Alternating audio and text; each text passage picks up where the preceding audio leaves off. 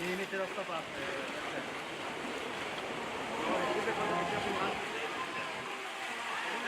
Quando prende le cose in mano,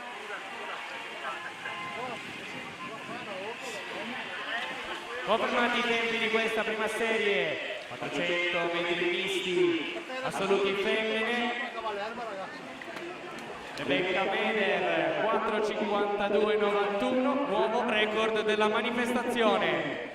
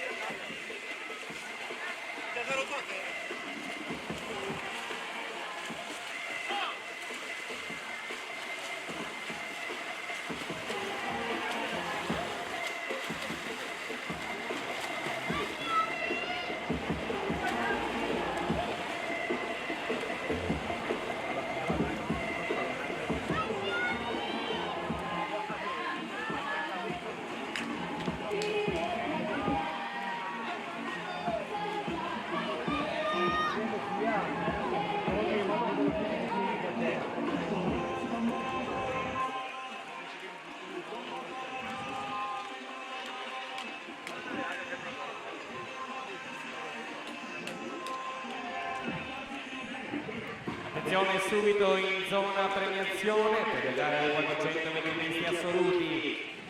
Elisa Spera, Agata Barzari, Anna Maria Gnattu, Rebecca Meder, Laura Mion, Zoe Maselli.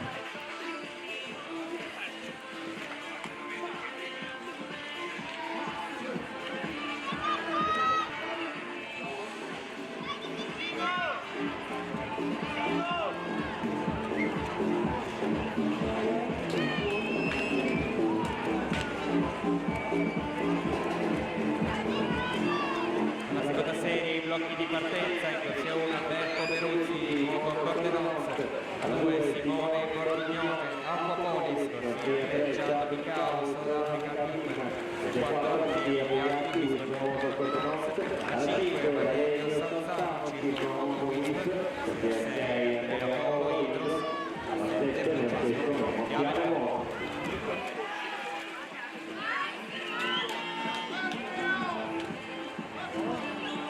Aspetta che manca uno, manca uno.